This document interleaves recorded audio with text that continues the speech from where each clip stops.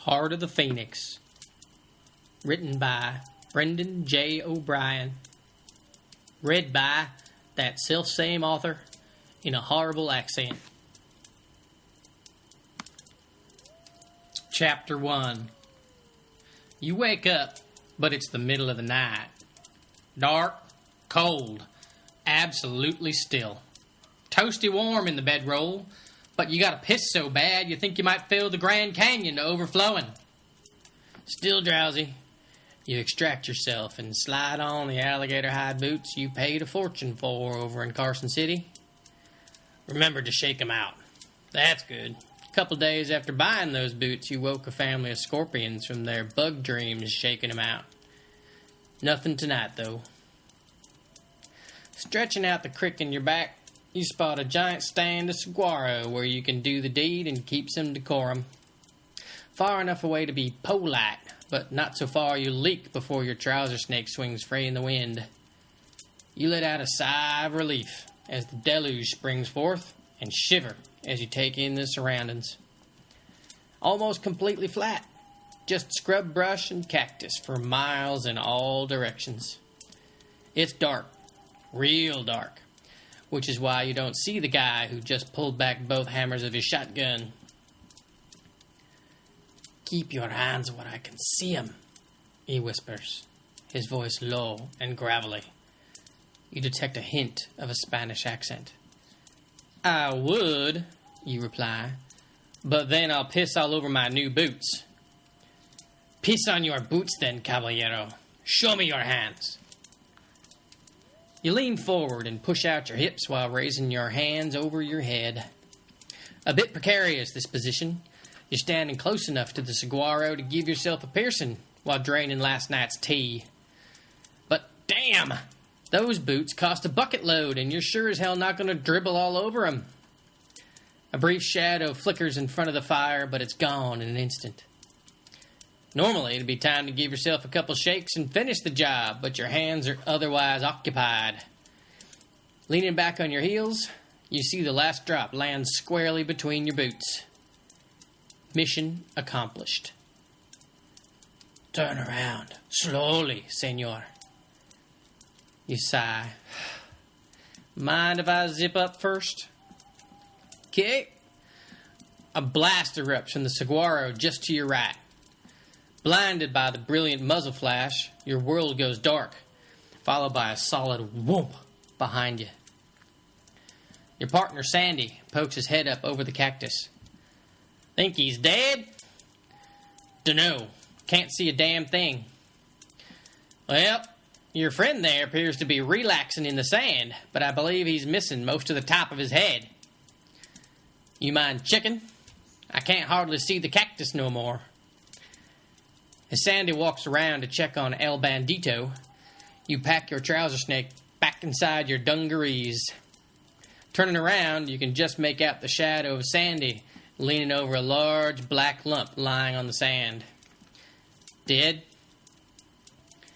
Standing over the black lump, you watch as Sandy squashes the man's hand under the heel of his boot. Nothing happens. Guess his days as El Bandito are over.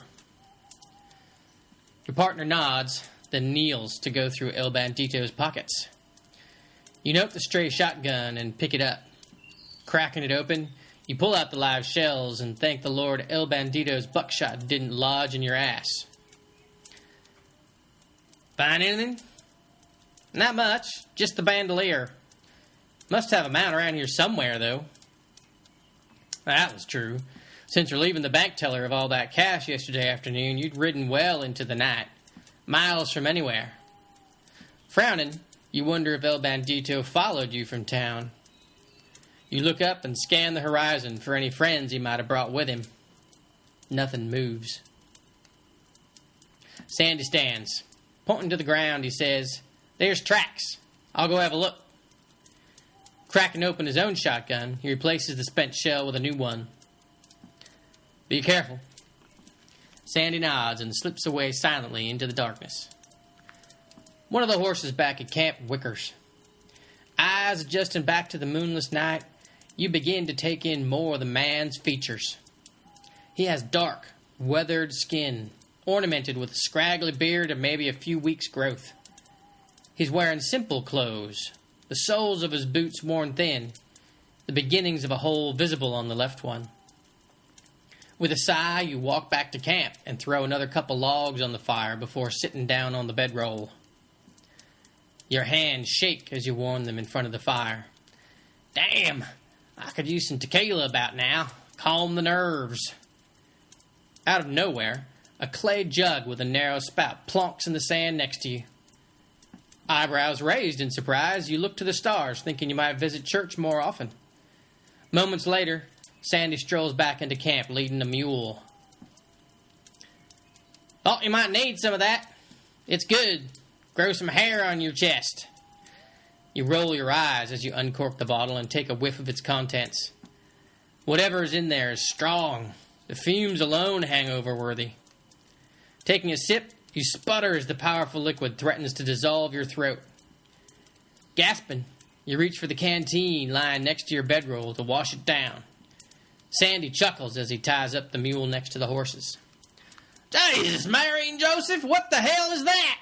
You recap the bottle and toss it back to Sandy. No idea, he replies, catching the bottle and taking a swig himself. But I'll bet you finally got some hairs, cackles Sandy. Ignoring his jibe, you nod toward the mule. Anything? Brought him back here so's I'd have some light. Too damn dark out there to see. The mule looks pretty scrawny to you, like it hasn't been fed in some time.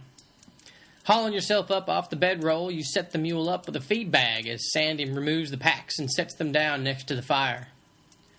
Returning to your bedroll, Sandy tosses you a pack to explore as he unties the other. You begin to undo the leather flap and ask, Reckon he followed us from town? Dunno. Maybe we'll find out looking through his stuff. The fire crackles and throws up brilliant orange sparks as a log settles onto the coals. You hear the mule grinding through the oats. Throwing back the flap, you squint into the bag, but it's too dark to make out anything. Coming to the same conclusion, Sandy dumps the contents of his bag onto the sand. You watch as he goes through El Bandito's meager collection. A flint, a length of rope, tinderbox, a canvas bag with just a handful of dried black beans, an empty canteen. Sandy grunts. No surprises there. He looks over at you. What's in your treasure chest, boy? Following Sandy's lead, you invert your own bag. There's a flash accompanied by a heavy thump as the fire reflects off a silver six-shooter in the sand. Lying next to it is an embroidered kerchief, a few pesos, and a folded-up piece of animal skin. Picking up the skin, you feel its age, soft to the touch, limp from being handled. It's covering something hard. The jug sloshes as Sandy takes another swig. What you got there? Not sure. Feels old, though. Unfolding the skin, a brilliant red crystal about the size of a small apple falls into your hand. Holding it up, you're dazzled as the stone glows in the firelight, showing off its blood-red hue. Sandy lets out a low whistle. Guess that really is a treasure chest. Narrowing your eyes, you hand the jewel over to Sandy and ask, What the hell is Bandito doing robbing us when he's got that? Huh. Well, he ain't got no water, almost no food, and we're deep in the desert. It'd take him 2 or 3 days to get to Boone Junction leading that mule on foot. What's a pretty rock worth when you're dying of thirst? Maybe it's cursed. Oh, don't you start again with that horse shit, snorts Sandy. Ain't no such thing. As Sandy gazes at the stone, you pick up the animal skin. Faint in the firelight, you can just make out some sort of ancient script amidst the numerous icons. There's some kind of writing on this. Here. Sandy holds out the jewel to trade. Let me have a look. Taking the skin, Sandy squints at it for a while, then whispers to himself in some language you've never heard before. That Injun speak. Sandy nods. Navajo. What's it say? Ignoring you, Sandy continues to whisper to himself. After a few more minutes, Sandy pinches the top corners of the animal's skin in his hands and holds it in front of the fire.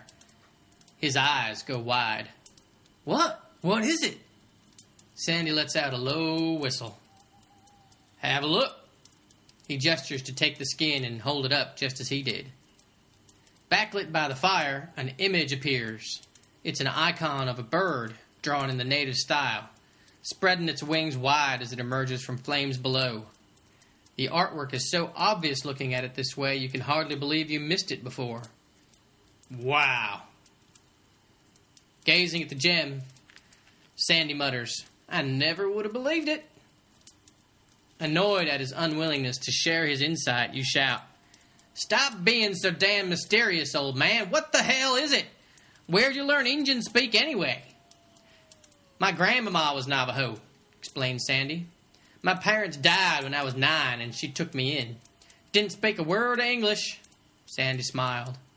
I kicked and screamed, but she beat the words into me anyway.